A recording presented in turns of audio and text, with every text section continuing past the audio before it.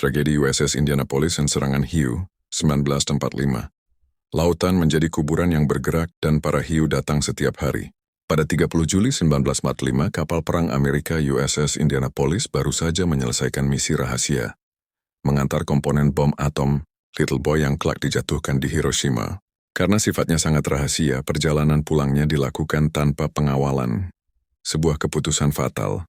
Torpedo tengah malam sekitar pukul 00.14, kapal tiba-tiba dihantam dua torpedo dari kapal selam Jepang I-58.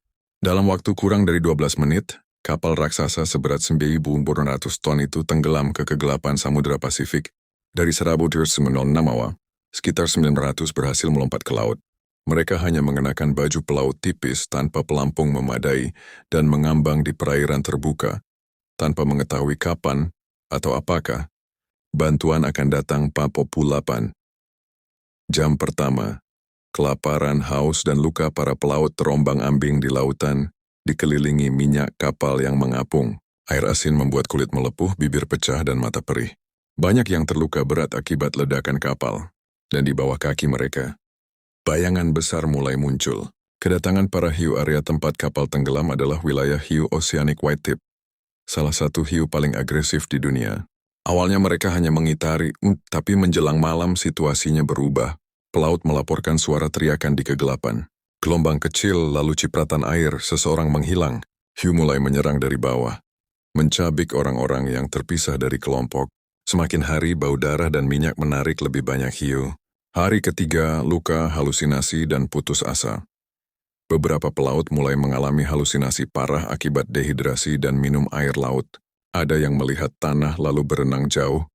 Banyak yang tidak pernah kembali. Sementara itu, hiu terus-menerus menyerang. Mereka menyambar bagian kaki atau tangan menyeret korban ke bawah, atau menunggu hingga seseorang mati lalu memakan sisa tubuhnya.